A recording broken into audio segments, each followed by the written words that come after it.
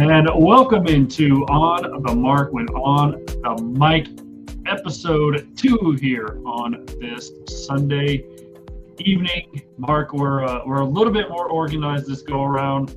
We took a week off just to come back and realize that organization is not, at least my strong suit. I don't want to speak for you, but we got it somewhat down. Mark, how are you? How was your holiday weekend? How was your long weekend for you? What's going on? Yeah, no, the weekend's been awesome. I'm part of the fire department, like I was saying last week, or when we were on last, and got to shoot out some fireworks. Got to hang out with the family. Got to have a couple cold ones. Good stuff. I can't complain. And yeah, no, I mean organization's not my strong suit either. We had to regroup. Glad we were able to come back at it this week. What about you? How's your weekend? Yeah, extended long weekend. I will have had a 5-day weekend when it's all said and done. Just barbecue on Friday, try to emotionally support the dog who's absolutely terrified of fireworks. Oh no. And yeah, went to the nerd convention yesterday. So that kind of almost fits into our theme for the second half of our show. But yeah, so it's been all right. Nice. I don't know. Is it just, I don't know how, maybe because you have kids, Mark, maybe it's more exciting for you, but for some reason, just 4th of July nowadays seems a little watered down. I have no interest in fireworks. I don't know. Is it just me? I don't want to offend anybody, but am I becoming un-American? Like, what's going on? Yeah, no, honestly, I think that might be, you got to find something to get into on that day, because I think, honestly, the 4th of July could be one of those holidays where if you're not doing stuff and getting involved in something that's 4th of July, festivity type thing, I could definitely see it easily to just stay at home and just chill and not do much than eat a good meal.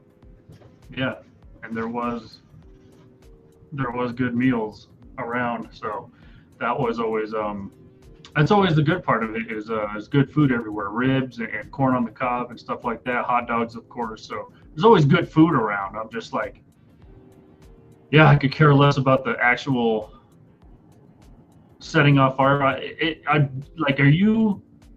you not celebrating the 4th of July if you're not setting off fireworks, or do you have to light something on fire to celebrate? No, definitely. You can definitely still celebrate and be patriotic without lighting fireworks off. I think that's just become the habit.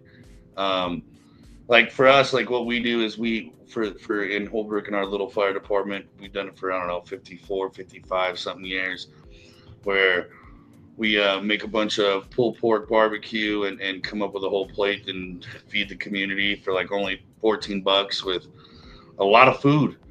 So, I mean, doing that, none of that involves shooting off fireworks, and it's become a tradition around here. So, I mean, definitely showing out for your fellow man and just being a part of the community. See, I would feel a little bit safer setting off fireworks around you, Mark, because at least you know where the nearest fire hydrant is. If Well, you got to remember, it's way more dry up, over here where I live than compared to you guys up there. So, are fireworks illegal there, by the way, or are they legal? so it's like only certain aerial ones that like have like a cannon type shoot, that's illegal. Anything on the ground or anything that explodes in the air before it falls down is legal. Okay. Yeah, anything that leaves the ground here is illegal. Anything. Gotcha. And I said, what if you light something that's technically not illegal, but you throw it in the air? That was my question. That's a good question. Yeah. So yeah, definitely people do not care about illegal fireworks here for the most part. So Same. that's always And Arizona's always on fire. Yeah. Yeah, and you don't even need fireworks to set Arizona on fire either. Exactly. Yeah. Sometimes just a good thunderstorm will do it. There you go. All right, we got a lot to get into today. Don't forget to follow, like, subscribe, all of the social media pages. Subscribe to our YouTube channel as well. That's at 5280 Sports Radio. Leave a comment, text us. Also, you can text us during the show, 720-375-2341. This and many pods on the network are brought to you by Pikes Peak Sports Cards. And they're having another summer blowout show down in the spring. So make sure if you're in the area to go check them out. Follow us on Facebook, Instagram, X as well.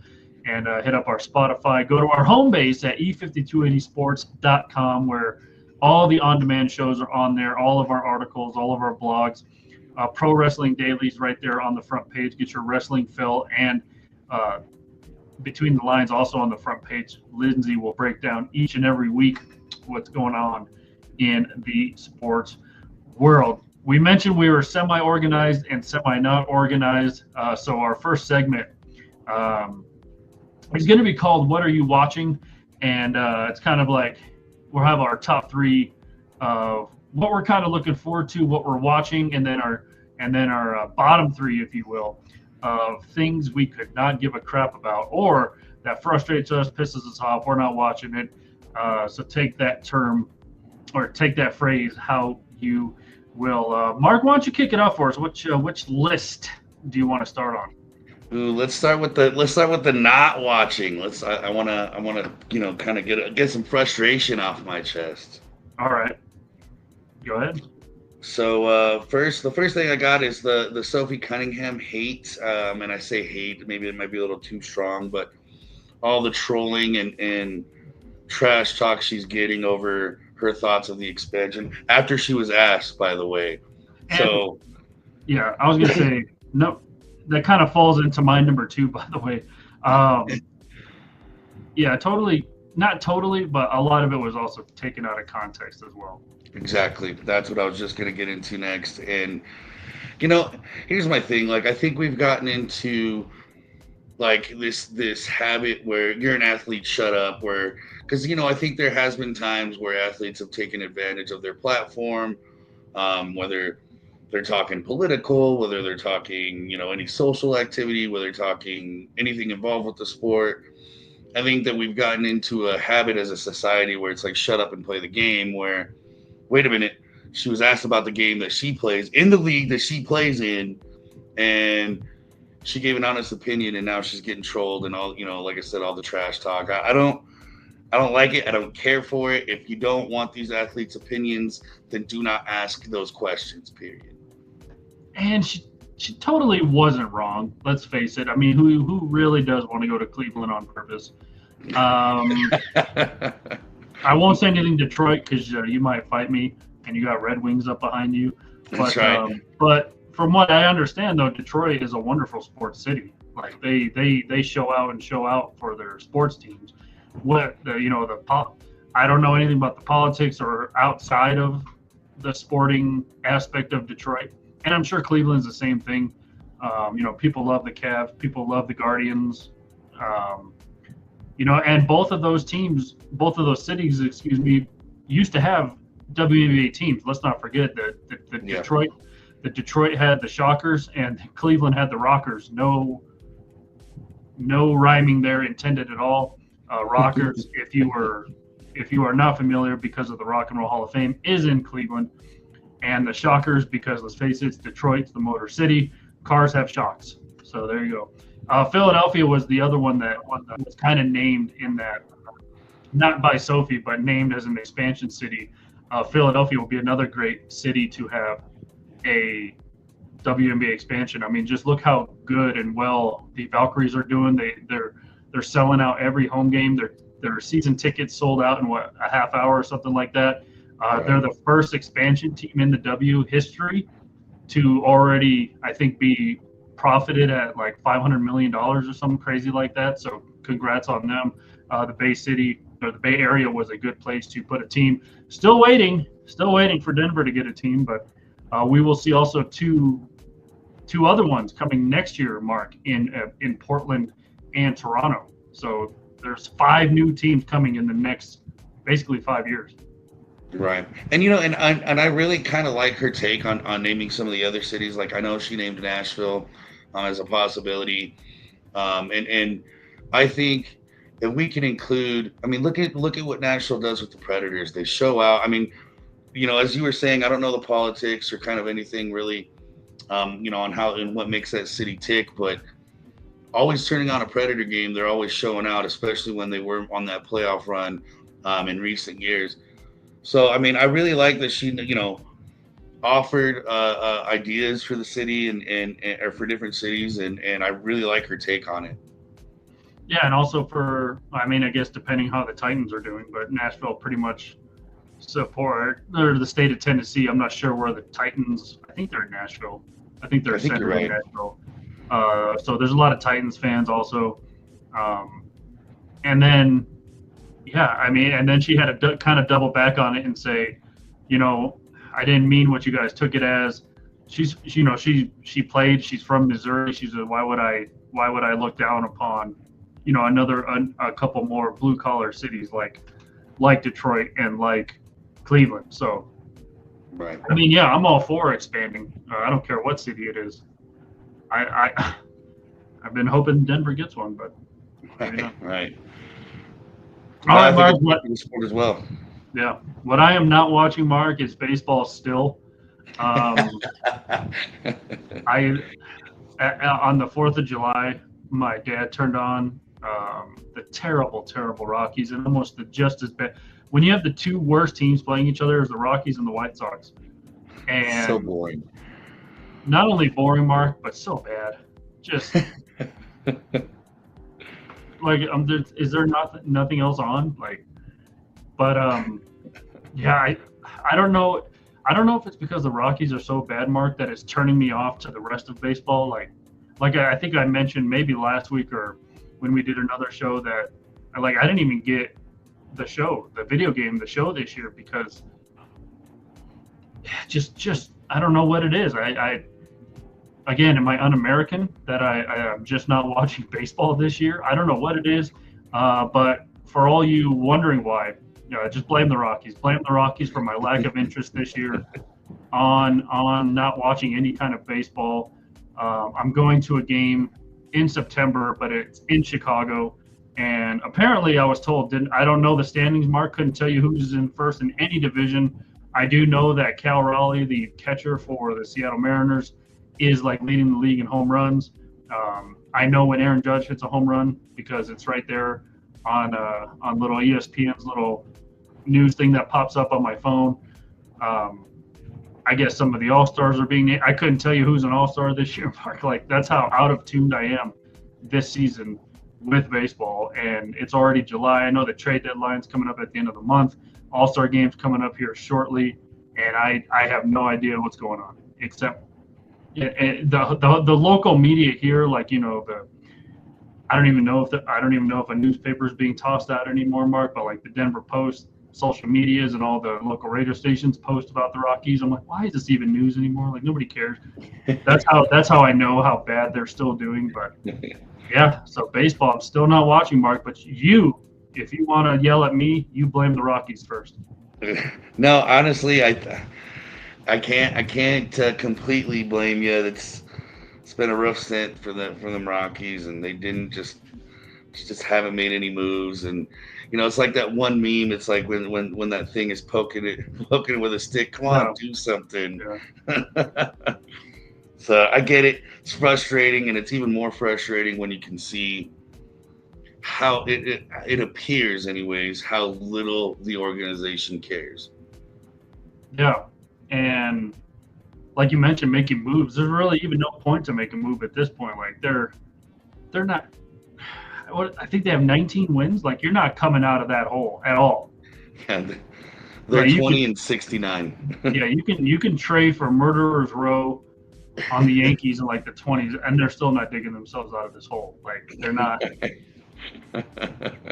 it. And then they're promoting other Montforts within the we don't want any more Montforts. We're trying to get rid of the twin jerk-offs that own the team. And then they're promoting, and then now they're promoting their kids. And we're like, no. No. Yeah, Kick them all out. Regime change. Yeah, something needs to happen. I mean, yeah. I mean, we'll get into it, but the other team in town here, they are taking the exact opposite approach when it comes to making moves. All right, Mark, what's number 2 on your not watching? Sticking with the baseball stuff. I'm gonna touch on just one All Star uh, position and talk here, where they have chosen Manny Machado to be their starting first baseman. And a lot of hate, which is surprising because everybody's trying to say it should have been Max Muncy for the Dodgers over Manny Machado. And here's the thing: I'm sick and tired of the Padre hate that's out in the world. It's not even close. Man, he throws better. He has You say less first base or errors in his third base? career. Huh? You say first base or third base? Third base. Okay, I thought you said first base, and I was like, well, I don't think Machado's a first baseman, Yeah. No, third base. He's batting 292 compared to Muncy's 250. Manny's number 10 in the batting list for the National League. Muncy's number 56. Manny's got 14 home runs. Muncy's got 13 home runs. They're pretty even there. Machado's got a better fielding position. I mean, they got all this, or he's got all this stacks against Muncy, but basically because he doesn't wear Dodger blue, he doesn't deserve the start. So I'm sick of it. I'm tired of it. That I don't understand why everybody is jumping on all over the Dodgers chalk 24/7. Tired of it. well, not only that, Muncy didn't he just get hurt too, so he's not even going to play in the game. So, Right.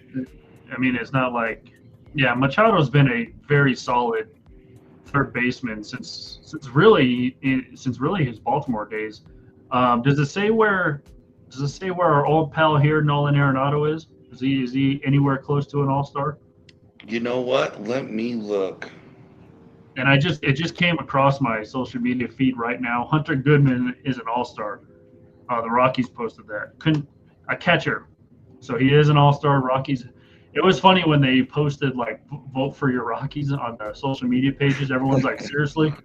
Well, remember, one has to represent every team. So, every team has a representative. Like yeah. stupid fans don't realize that. But. I'm looking up the entire roster right now. No, you're good. I was just saying. Yeah, Machado's almost as been as a solid third baseman as Nolan Arenado has. I mean, Arenado has the hardware to prove it. Right. I think he's got, what, 10 or 11 gold gloves. He's got a platinum glove. The Cardinals are a little bit better this year as opposed to last year where they were absolute just dog water. But, yeah, like I said, so far out of tune with baseball, Mark. Couldn't even tell you who was on what. Didn't even know. Couldn't you? Yeah, just that's why I'm asking about Arenado, because I'm just like, speaking of third baseman, I guess. Right. No, I completely understand. Like I said, I get that frustration. I felt that way as a Padre fan a lot of years. Yeah. So, you want me to go with my number 2?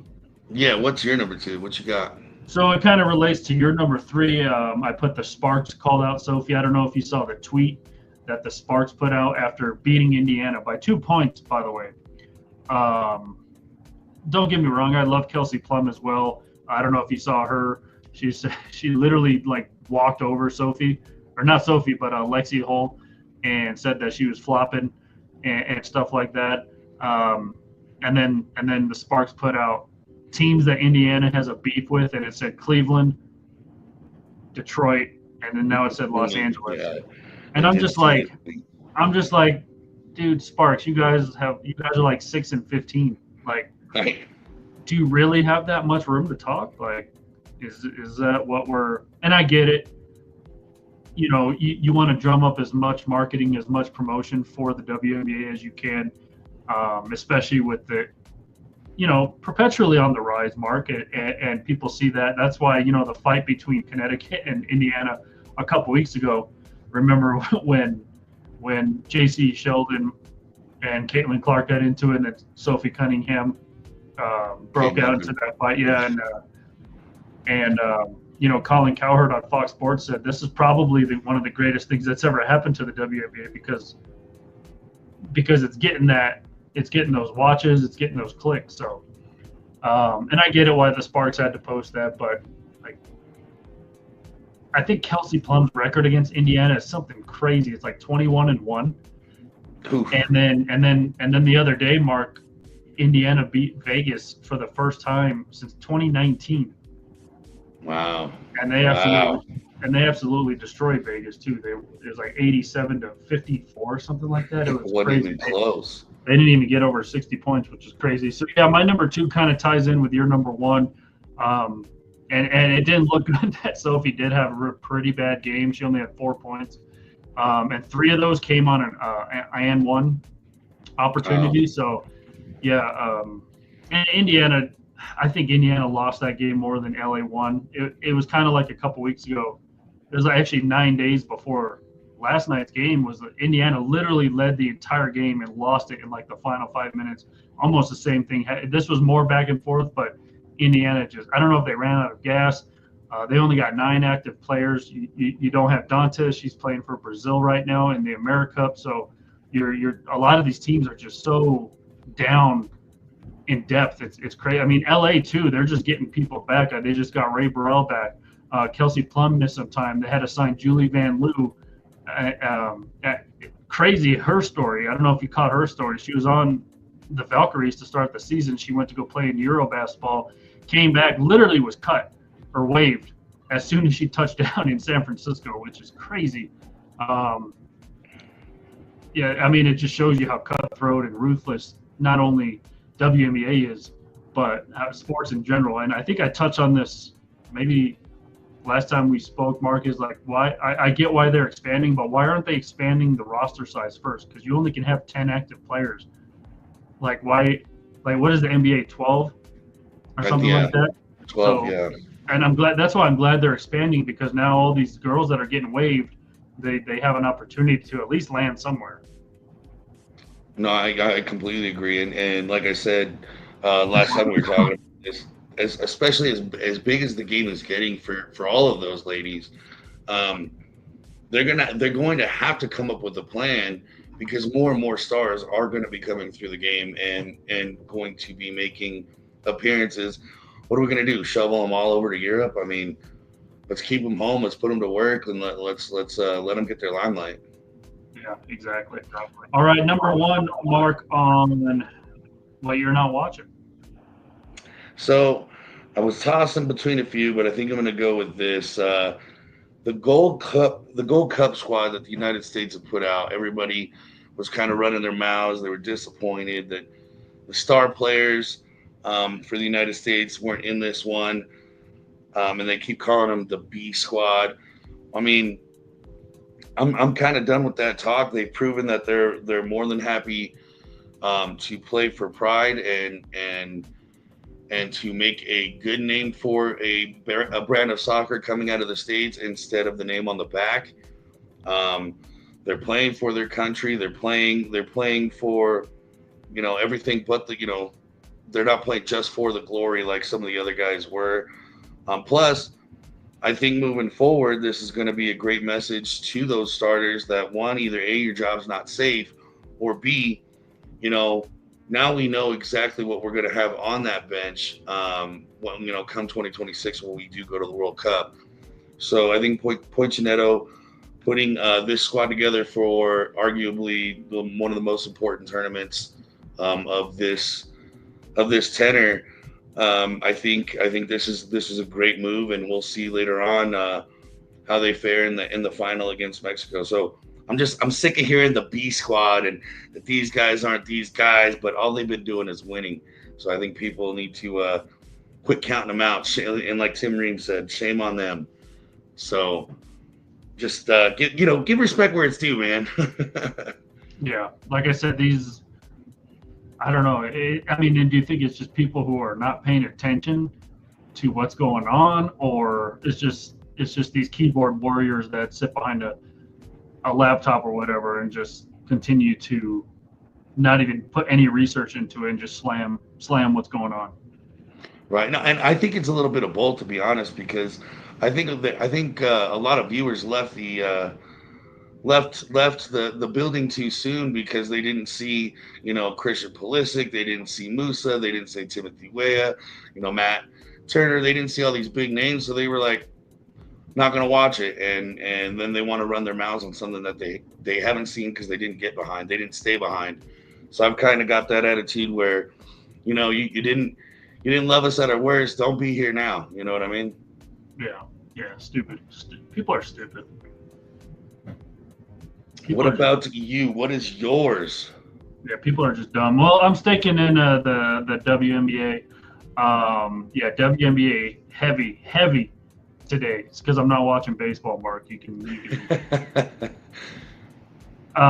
yeah, just it kind of ties into the injuries and these hardship deals, and just I don't know who it was that commented that said Indiana's almost as dangerous without Caitlin Clark because they're playing more of a team.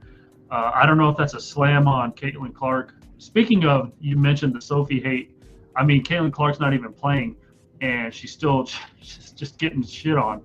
And a lot of people are critiquing. She was named an All-Star captain because she got the most votes in the history, by the way, of voting for the All-Star game.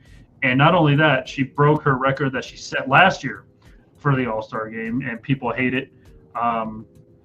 People just hating all over the damn place. I don't know if you see these new expanding 5 cities without Caitlin Clark in the sport, Mark. I don't know if you necessarily see that. Maybe 1 here and there, but 5 in the next 5 years, Mark. I do not think you see that without the level of eyes and the level of clicks and the level of just everything that Caitlin Clark has brought to the sport. So, yeah, but the injuries have been crazy. I don't know. Again, Kelsey Plum just loves to stir the pot a little bit. They're saying, why are these superstars hurt? And she commented, because we're tired. And of course, she got a little bit of hate for that because they're not playing every day like the NBA. They basically only play on Thursday through Saturday, basically Thursday through Sunday. That's all the days they play. And usually it's every other day. They're not playing back to back. Some teams play back to back, but it's not as rigorous. Maybe when you get more teams in the league, Mark, they move to 7 days a week and stuff like that. But yeah, I mean, people are questioning what's going on with the Achilles, epidemic in the NBA. So a lot of these teams are like we mentioned, the depth in the W is just it's crap, Mark. You don't have the roster size to keep players. You bring people in. For example, Ari McDonald, the spark plug for the Indiana Fever. She was on the team a little bit ago, and then some people got healthy. She came back, and then they had to get rid of her again, and then they waived Luana Bonner, and then they brought her back, and now she's in the starting lineup. So just think that if more teams come in the league, more, like we said, more homes will be available for some of these. And I don't really understand the ins and outs of like hardship contracts and stuff like that. I'm guessing that has to do with injuries and girls playing the Eurobasket and AmeriCup and stuff like that. But I mean, I mentioned Julie Van Loo earlier. She just joined the Sparks about a week ago. She didn't even have her name on the back of her jersey. That's how crazy this movement is. Jeez. And I think, to touch on the injuries, I kind of want to blame some of the officiating, as well as how many non-basketball moves have we seen go by the wayside. And then, so if you think about it, you've got a player and she's got a nagging injury in that ankle and then just gets dive bombed on it. It doesn't get called, and then continues to play. I think that's part of the injuries because it's astonishing and they should be embarrassed. How many different clips that have come out where late calls or no calls or 45 minutes later, hey, we're going to come back to this call. Like, it's bad. It's really bad. Yeah. And then we kind of referenced Stephanie White's rant on the refs a couple weeks ago. The talent's getting better, but the refs are not. So we'll exactly. See. All right, let's move on to what we are watching, what we are looking forward to. Mark, why don't you kick it off with your number 3 or number 2 or whatever you want to start with? So I'll start. We'll work up to the number 1. I like that. So I'll start with my number 3. I'm going to stick on the Gold Cup train. amazing what these guys have put together. You got Dave Freese doing his thing in the net, being a new goalkeeper, stopping 3 penalties to get the United States pushed into the semifinals. Then you've got, other guys just scoring goals. Diego Luna, 21-year-old out of Sunnyvale, California, scoring 2 goals against Guatemala to punch their ticket to the final. Like I said, all these guys were complete, in my opinion, just shit on by everybody, and just getting no love and no respect. And now, like I said, now that they have a shot at glory, everybody kind of wants a piece of that. So no, I once again I love watching. I will be watching it. Definitely happy about it, and can't wait to see, how many of these guys are going to make that World Cup roster, because I think it's well deserved, and I think that they definitely should be given a look. Yeah, like I said, people are dumb now. Now that they have a chance to win, it's the bandwagoners are coming out. Yep. Which absolutely. I guess is fine when it comes to certain things, but yeah. Speaking of bandwagoners and stuff like that, I don't know if you've caught any of the Women's America basketball that's going on right now. It'll be Brazil and the U.S. in the championship game. I don't remember when that is supposed to be, but I mentioned Damaris Dantas, the front court star for the Indiana Fever. She's playing for Brazil. Camila Cardoso is playing for Brazil. So again, we mentioned a lot of these teams are without some of their best players, and we mentioned kind of the hardship deals and stuff like that. So I don't know if you've caught any of these games. Mexico is such a fun team to watch as well. They have Gabriel Jaquez from UCLA, little sister of Jaquez, who plays for the Miami Heat. She's on Mexico. Those games were a fun things to watch. But yeah, this championship game between the U.S. and Brazil is going to be outstanding. Have you caught any of this? No, I didn't. Honestly, I missed that. I didn't even know it was going on. It happens on that one. Yeah, it happens like right after the Eurobasket. So, and it's FIBA run and stuff like that. Say what you will about FIBA, but third place. So basically, the gold cup or gold, I think it's a cup or something. Gold Cup game is starting here in just a few minutes, as it'll be Argentina and Canada playing for third place, and yeah, the final will be later today. So it hasn't happened yet. It'll be later today in about 3 hours from right now, like we mentioned, USA and Brazil. So you do have time to watch it, Mark, if you're interested. Yeah, definitely going to tune into that. That sounds fun. And plus, like I've said time and time again, it could be anything USA, I get behind it. It could be table tennis, I'm behind it. Let's go. Stars and Stripes. There you go. Yeah, so Brazil and U.S. will face off in the FIBA AmeriCup Championship. Today it's basically like I don't want to say watered down version, but a very mini Olympics when it comes to this AmeriCup, because you had El Salvador, Canada, Argentina, Brazil, Chile, U.S., Colombia, Puerto Rico, all of these countries vying for this, and it's now down to Canada, Argentina for the third place game, and USA, Brazil for again, I think it's a cup. They may get a medal, but either way, USA, Brazil tonight for the gold matchup there. Love that. It's exciting. All right, what's number 2 on what you're watching? So definitely gonna, and I might be dipping in under your side. I don't know if you picked this, but all the moves in the signings in the NBA. It was a tie. It was a tie between that and the NHL, because there's been a lot of signings and moves in the NHL as well. But I think NBA wins, especially after today with the 17 trade. Yes, that was my number 1, by the way. But we'll just tie it into this. So. Sorry, my ESPN went AWOL and wanted to put up highlights, but always happens. But yeah, no, the 17 trade, like I said, I mean, Very, very. That's something never been done. So that's exciting to me. All the different signings that that's been going on over the course of the past few weeks. Obviously, your Nuggets doing a lot of moves. Rockets doing a lot of moves. Uh, Grizzlies, Pacers doing a little bit of business. I'm just kind of getting now. I'm starting to get nervous. My Celtics aren't making any moves. Yeah, it has been a crazy last week and a half since free agency opened. It has been exciting, like you said, maybe nerve-wracking if you're fans of certain teams who aren't making the moves. If you follow us on social media, you've seen most, if not all, the moves, like you mentioned. And those details just came down today about that 7-teamer.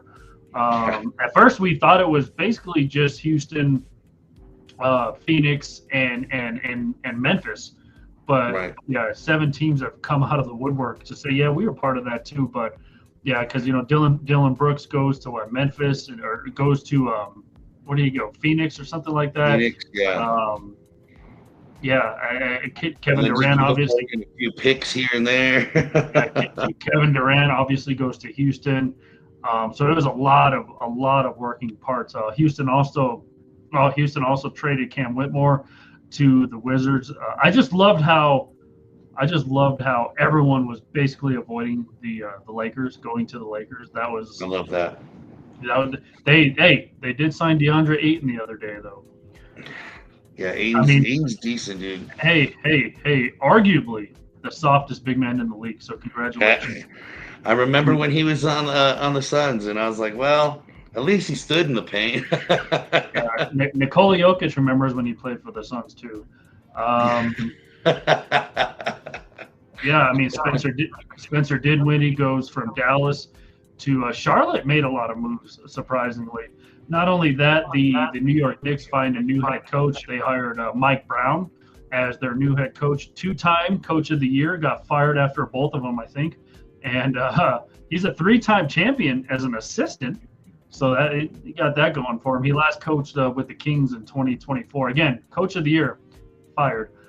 Tim Hardaway Jr. leaves Detroit, comes to Denver, where his dad used to play on a veteran minimum.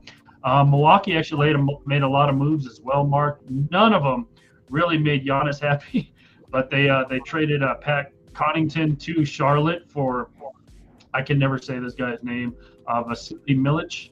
Yeah, I was gonna say good luck. I'm not even gonna try. So there you go. Also, the Sacramento Kings got fleeced on this deal, trading Valanciunas to Denver for Dario Saric. Sorry, Sacramento, for that one. But there's been a lot of speculation that Valanciunas is getting lured away by Greece. But the Nuggets have all intents and purposes. At least he's going to play out this year's contract, and I think he's on a 2-year deal. But we will see. One of the big moves that was heard around the world, Mark, was that Milwaukee waived Dame Lillard in the middle of rehabbing a ruptured Achilles. That was crazy. Giannis was apparently pissed about that one. But he's 35. He might miss this whole next season, come back at 37. Yeah, I get it, but I don't like it, and I just don't think Dame deserved that. And Dame, the talent that he comes with, I don't know if he can.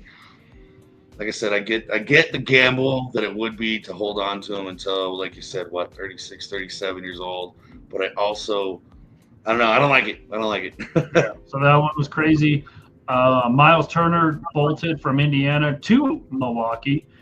That's stuck in the craw of a lot of Indians. I don't know. But he signed a 4-year deal with them. And then Shea got his max deal from the OKC Thunder. I think because he won the MVP, he was eligible for that. Nuggets also signed a couple of assistant coaches to add to David Adam's staff, Mark. They brought in, what's the dude? I forgot the dude's name. Jared Dudley as an assistant coach. They brought in JJ Barea as an assistant coach. And they also brought in Rodney Billups. Yes, brother of Big Shot. Billups. Mr. Big Shot. Yeah, he was a standout here at DU. Last year, he was a scout for Brooklyn. He was on Chauncey's staff 2 years ago with Portland. So He's working his way up the coaching ranks. But yeah, they're building the staff here for the Nuggets. Gary Trent Jr. stays with the Bucks. Taurean Prince stays with the Bucks. Mason Plumlee. Before they traded for Valanciunas, I was like, hey, bring back Plum Dog Millionaire back into the fold here as a backup center. But it's funny because he was on Charlotte to start last year. They traded him to Phoenix, and now he goes back to Charlotte. To Charlotte. That's funny. Luke Kennard, the sharpshooter for Memphis, he goes to Atlanta. Tyus Jones was on Phoenix last year. He goes to Orlando. I was also hoping the Nuggets would take a look at this dude out of Iowa, Luka Garza, who really didn't get much run with Minnesota the last couple of years, but he goes to your Celtics. So there you go. I kind of like that move. I was gonna say that's better. That's way better than what I thought the alternatives were. So. Because you're losing Cornette, you're losing Al Horford, so he might get some starters minutes there. I like that move for them. Detroit also signed Karis LeVert to a 2-year deal. I love how Brooke Lopez was like, I'm going to LA, but I'm going to the Clippers. So Brooke Lopez goes there. We just mentioned Cornette. I mean, this dude got paid by the Spurs. Like 4 years, $41 million. That's almost starter. That's almost starter money. I was gonna say they might use that might be their next thing because Cornette proved. I mean, he could put off some points right off the bench. He can help keep you in it. That very well might be an investment type of contract. Yeah. So we had this down, but it's Houston signed Clint Capella to a 3-year $20. He was actually part of that 7-team trade. So Capella does go back to the Houston Rockets. They have, by the way, they got like 7 centers on their team. So I guess I'll sort that out later. Kevin Looney ends his run with the Golden State Warriors as he goes to New Orleans. D'Angelo Russell somehow still gets $13 million from a team as he goes to the Mavericks. Bruce Brown, Brucey B, back in Denver on a 1-year veteran minimum dealership. And one of the dealership deal. And one of the big things that also made news around the world, Mark, was that the Nuggets did trade Michael Porter Jr. to Brooklyn for Cam Johnson. Loved Mike. They probably don't win a championship without him here a couple of years ago, but it was time. And I feel bad because they should not have played him last year. He was just hurt. He couldn't do anything. But they bring in Cam Johnson, basically Michael Porter-esque, except he can play defense. So there's that. Memphis Grizzlies hangs on to Jaren Jackson Jr. on a monster 240 max extension, so he stays in Memphis. So James Harden, he signed a new 2-year $81 million to stay with the Clippers.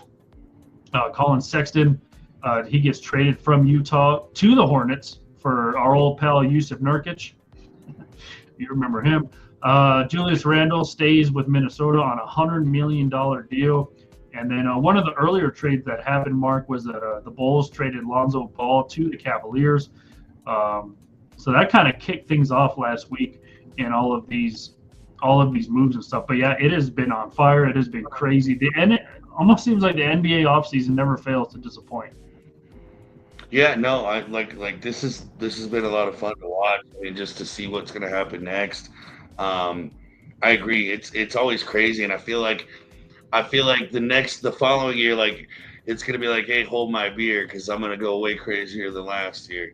So I mean, it's been fun to watch, and it'll be interesting to see how everything sets after the dust settles. I think honestly, even through all the trades and all, see who goes where. I think my favorite part is at the end of it all, just before the season, being like, okay, this is where everything's at now. I think that's one of my favorite things to look at. Yeah. All right, number 2. That was my number 1, by the way, the NBA offseason moves. You mentioned hockey as well. I love how the Avalanche brought in Brett Burns. I love Brett Burns. He better keep that beard and no teeth look forever because it is just great. Florida's they're going to try to run it back. Mark, they gave Brad Marchand. I just pushed a button on this, and I don't know what I pushed, so it sounds weird. So I apologize. But they gave Brad Marchand an 8 years. Or was it 6? Yeah, I think it was 8. I think you're right. I mean, that dude's going to be 50 by the time that deal's done. But hey, why the hell not? They bring Eric Ekblad back as well. So they're trying to run it back. They are definitely trying to run it back next year. So there you go. And I love seeing Jonathan Taves back in a hockey uniform. I hate that it's not with the Blackhawks, but he was wearing his Winnipeg sweater. So that was cool to see him back in an NHL sweater. And then, hey, your boys are bringing Patrick Kane back. So there you go. Yeah, and with the addition of Van Riemsdyk as well. I think Van Riemsdyk's older towards the end, but I think you mix him with DeBrincat, Kane, Larkin. I mean, I think it's going to be fun. The wings, yeah, we picked up a few. We got we traded away Tarasenko, which I'm okay with. He wasn't either he was injured or he wasn't on the right line or he wasn't. There was always something going on. Yeah, I'm excited, dude. I think the Yzerman experiment is going to finally pay off. There you go. All right, since that was my number one, I'll kind of slide this in here. Mine was actually the WNBA. Again, heavy on WNBA. Hate it or not, it's coming in your face. And that sounded totally wrong, but that's what we're going with. Yeah, these episodes are going to be rated explicit, by the way. So sit your kids down at your risk. Viewer discretion is advised. Yeah, we might have to put a parental advisory sticker on our when we post about it. So, all right, the starters were named for the WNBA All-Star Game. We mentioned Caitlin Clark, Nafisa Collier, our All-Star captains, because they got the most votes in the pool. But the reserves were named a little bit earlier. And how about Sonia Citron? I mean, I love this girl who plays for Washington as a rookie, makes the All-Star team. Skylar Diggins, an All-Star. Ryan Howard, Kiki Ariafin, Citron's rookie teammate, by the way. First time in 19 years that rookie teammates have made the All-Star team together, Mark. So that is pretty cool. Kelsey Mitchell, the just do-it-all guard for the Indiana Fever. Kelsey Plum, we mentioned Plum Dog before. Alyssa Thomas from Phoenix. Kayla Thornton from Golden State. Courtney Williams from Minnesota. Gabby Williams from Seattle. Jackie Young from Vegas. And your girl, none other than the WNBA leader in rebounds, Angel frickin' Reese. Rounds out the All-Star reserves. Hey, Mom said to stick to what you're good at, and she took that to heart. And no one is better than her at rebounds, even getting her own. Yeah, I mean, hey, she's copyrighting me bound, so. Copyrighting. By the way, have you got an Angel Reese special at McDonald's yet? Yeah, wasn't impressed, and I got it by accident. I did think I think you told us this story. Ordered something else. I got that, and I said, to hell with it. I'll try it, and I don't know. It missed. Kind of offense, I've seen better, but I've also seen worse. Yeah, like you said, it missed. I mean, you tried to eat it, you missed your mouth, you got your own rebound, and then. Right, exactly. Yeah, there you go. All right.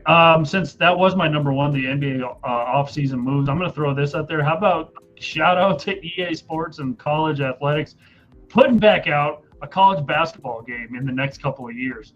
Awesome. The people deserve it. I mean, how many times and how many different teams would it have been cool to play a March Madness tournament with some of those guys that were on fire over the years? And I hope they did with the NBA. I hope they put the women's in there too, or just make a women's game. That'd be cool.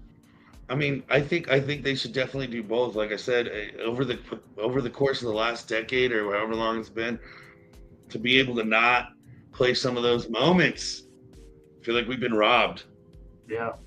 So NCAA March. I don't know what they're going to call it, but NCAA March Madness basketball. It's probably too long for the title, but that is coming. I think they said 2026, so next year. Maybe 2028. I don't remember what I saw, but it is coming out in the next year or so. And then, college football has been out, relaunched last year. So we're getting back into it. So hopefully hopefully the players are getting paid what they deserve as well, because they deserve it as well. Absolutely. All right. What's that? I said, absolutely. I agree. All right, this is where we're transitioning into our entertainment portion of the show, and once we get some liners and some audio, it'll sound a whole lot better. But yeah, we are. So we're gonna be. Did we decide on a name? This is how organized we are, by the way. Yeah, I think we're Cinephiles, right? We're gonna check the old Cinephiles. Why does that sound so rad? Because it's so sounds so wrong because it's so close to the other word. you know what? I feel really uncomfortable saying it, and I know it doesn't mean anywhere close to that. But the second part of the word, people are going to latch on to and be like, "What the hell did they just say?" You know, I guess the problem is we never really said it out loud until just now. Yeah. But anyway, before we get into that, the Nerd I Am, Fan Expo Denver, also formerly known as Comic Con here. I did get to meet Michael Cutlitz, and if you've been following our network, you know our Walking Dead show that we did. You know, we used to quote Abraham all the time. You know, who's Deanna? Yeah, so met up with him. He signed my Funko Pop, Abraham. There you go. Suck my nuts right on the side. So there you go. Yeah, and I was the only one in his line at the time, Mark. So yeah, he threw in a Band of Brothers picture as well. And I felt bad because I was like, I forgot he was in Band of Brothers until I saw that picture on his little booth, and I was like, oh man, he's basically been on my two favorite series of all time. Right. And then he saw me looking at it. He goes, yeah, he goes, pick that up, I'll sign it. So he threw that in for free. So that was cool. He was cool, dude. Yeah. Yeah, no, that's awesome. And like I said, when we were talking about it earlier, I too forgot. I was like, oh shit, yeah, he was on. Wow, everything clicked, and he started remembering all the different episodes within minutes. So yeah, that was good stuff. Yeah, he got trapped in that barn. Yep. But you know what? One of his first earliest credits were in a movie was D3 The Mighty Ducks. By the way, just speaking of Babe, just a little dude back then. He was on the varsity team, part of that Eaton Hall Warriors. Yeah, because then one of the Bash brothers skated next to him. He goes, "Look who it is! It's a Bash brother." And then then Dean Portman, one of the Bash brothers, proceeded to flip him over the glass. If you remember, his head like broke the glass, and then he landed into the crowd. Skates first, by the way. How no one got hurt or murdered was beyond me, but yeah, I mean, you know what I wanted to bring to have him sign? I was going to get a customized jersey from the movie of the school that they played for, but his character never was credited with the last name. It just said Cole. So then I was like, oh, I'll put Cutlitz on it and have him sign it. That'd be pretty cool, but it would have taken way too long. I wouldn't have gotten it in time, but yeah. Yeah, that's really cool. And I don't know if you remember or if you've ever seen the movie, and this one's definitely not for kids, but he also played in Sex Drive for about, I don't know, 5 minutes. He was in there. He was one of the boyfriend where the girl was cheating on him, and he ran dude over with the truck. So played a funny part in that as well.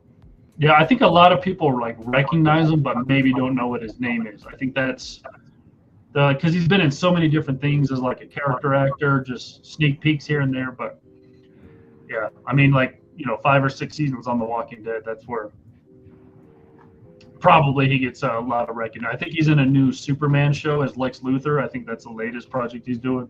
So good on him. Yeah, good on that. All right, we're going to attempt this. So this is called Check the Cinephiles. Again, feels super dirty saying that word, but we're going to roll with it for now. So what we're going to do, we're going to spin this wheel. If it lands on TV shows, we're not going to be able to do it because I couldn't finish the wheel in time. But we're going to pull up this wheel, and then Mark and I are giving each other homework, by the way. So if it lands on, it doesn't matter what it lands on today, Mark, because we can only choose from movies. And then we're going to get into genres, and then we're going to get into franchises. We're going to get into stuff like that. And so hopefully it's fun for us, fun for you guys as well. But Mark, do you want to do the? I guess it doesn't matter because I have to push it. But yeah, go ahead. But I don't know who. How do we decide who goes first? know what? You that damn thing's been putting you through the ringer, so I think I'll let you go first. Yeah, no pun intended. Through the ringer. All right, here we go. I had no idea there was sound with it either.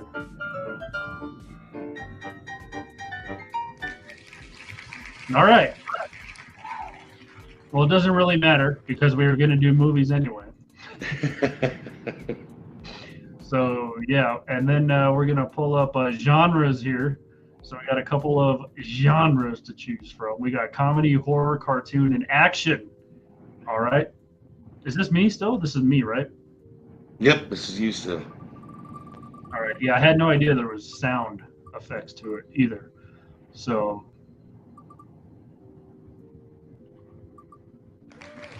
All right. We're getting some comedy. Getting some comedy. Yeah. Get ready for some laughs. Yeah. Share a few laughs. All right, here we go. This is the final wheel. So this will decide what I have to watch, and then we will proceed with talking about it on our next show. So here we go.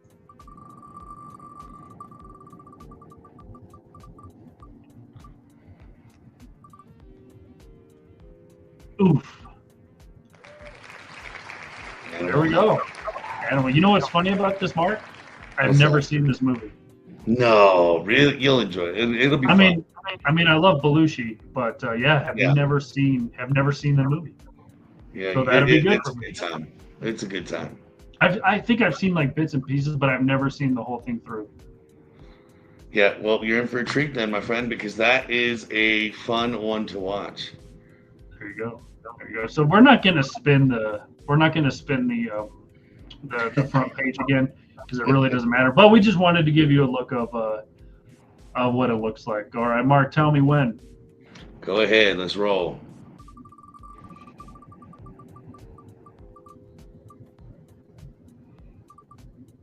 Ooh, some action. That's what it looks like. All right. Mark is on action. Action. All right, we got some choices here. Tell me when. Let's do it.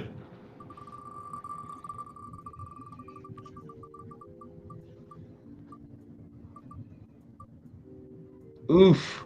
There you go. Love Red Dawn. You will love that one. Is it question, new one or old one? That? Yeah, because I had some questions if it landed on certain things, because one of the options was Die Hard. I was like, is it all of them? Right. Is it just one of them? The whole series? Yeah, is it the whole franchise? Like, what are we doing here? So I'll do that. I'll just watch both of them. I'll watch the old one and the new one, and then come back with some notes. There you go. That sounds good. That's what we'll have to do. So so what we'll also do too is part of the homework. Yeah, just give an overall thing. We do want some fan reactions. So if you have anything to comment, if you want to spin a wheel and give us your critique of a movie, stuff like that. So we'll also do, Mark, maybe give a synopsis on the soundtrack, like what's your favorite song from the movie, what's your favorite quote, what's your favorite scene, stuff like that as well. We'll have that in the wheel next week. Maybe not do all of them. Maybe do one of those things like favorite song, favorite quote, favorite scene. Or if you want, you can do all of them if you want to. So there you go. And next week we will have TV shows on the wheel as well. And we'll kind of litter that down because we're obviously not going to watch freaking 11 seasons of The Walking Dead in a week. That would be totally hard. Maybe the pilot, maybe 5 episodes. I almost think the pilot of a TV show. I think that's almost like you have to. Yeah. Stuff like that. So yeah, and then and then part of TV shows, we might even have to watch an episode, Mark. Maybe we just say, hey, what TV show had the best theme song? What TV show had our favorite quote from that show or something like that? We'll figure it out. Again, we're just getting the kinks up, but I'm glad we were able to get at least the movie part of it in this first time. Yeah, no, that was fun. Like I said, history was made, and for everybody at home too. I mean, any any input you have on any of the shows that we will be watching or anything like that, let us know, because I think it might be a good idea, Michael, if say we do get a show and somebody says, hey, watch this episode in this season, and then tell me what you think. Yeah, and again, if you have any movies you want us to add to the wheel, because now we'll take Red Dawn and we'll take Animal House off. Right. So stuff like that. So yeah, should be fun here. So we got homework to do, and looking forward to our synopsis of each movie. Absolutely. That's how we'll do it. But that is going to do it for us here. Like Mark said, we broke ground, we made history, and now we'll see what happens next week. We got a week to accomplish these assignments, so shouldn't be hopefully not too difficult. I think the TV show part of it, I think that's going to be a little bit more, maybe a little bit more difficult to do in a week. But again, we're not going to be watching full seasons.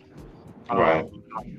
Unless, for example, if Band of Brothers is on the wheel, that's a mini series. It's 10 episodes. I mean, I could finish it to be honest with you, I rewatch that 2-3 times a year because I love it so much. So same, absolutely. So, and I would love to be able to land that one as homework. yeah. So we will see what happens. Thank you for watching on this Sunday evening. Hopefully everybody had a fun and safe holiday weekend. Enjoy your week coming up.